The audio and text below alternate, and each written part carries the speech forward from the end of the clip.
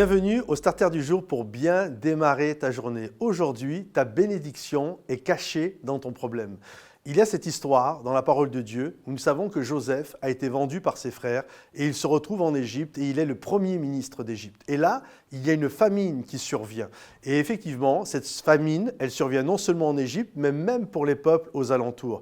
Et là, ses frères qui l'avaient vendu, qui avaient caché ça au papa, vont aller en Égypte pour récupérer de la nourriture. Et Joseph va les reconnaître. Il ne va rien dire et il va leur dire, la prochaine fois que vous allez revenir, il faudra que votre jeune frère Benjamin vienne avec vous.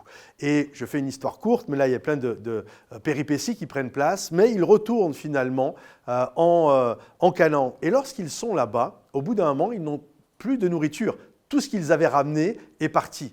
Et là, Jacob dit non, il est hors de question qu'on y retourne, votre frère Joseph est déjà mort, si en plus il faut que je perde Benjamin, je ne m'en remettrai jamais. Et force est de constater qu'à un moment donné, non, il n'y a plus rien, ils vont être obligés d'y aller et ils partent avec Benjamin.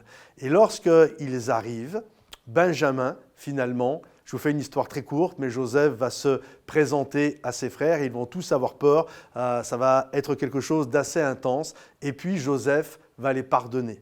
Et ils vont partir ensuite chercher Jacob, et Jacob, quand il va apprendre que Joseph finalement n'est pas mort, mais qu'il est toujours vivant et qu'il occupe en plus une position importante en Égypte, il est dit que l'esprit de Jacob se ranima et Israël dit. En fait, Jacob s'était éteint, Israël s'était éteint, et le nom de Jacob, Israël, c'était le nom que Dieu lui avait donné, et Israël s'était éteint, et on l'appelait à partir de ce moment-là comme son ancien nom, Jacob. Mais lorsqu'il a appris cette bonne nouvelle, alors son nom, de nouveau, est redevenu Israël.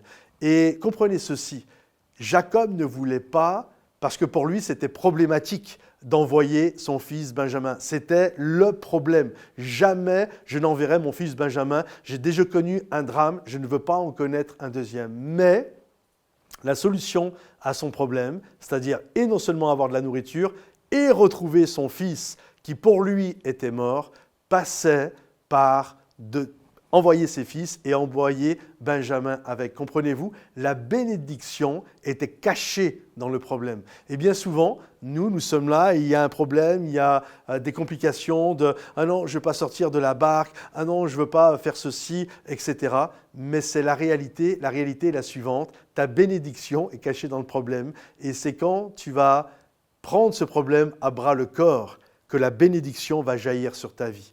Ça ne sert à rien de toujours éviter. Il y a des choses qu'il faut regarder en face, afin que notre esprit puisse être animé, afin que ce que Dieu a prévu pour nos vies puisse prendre effet sur notre propre existence. Oui, ton problème, pas tout le temps, mais parfois, ton problème est caché, littéralement ta bénédiction, plus exactement, est cachée dans le problème que tu es en train de vivre.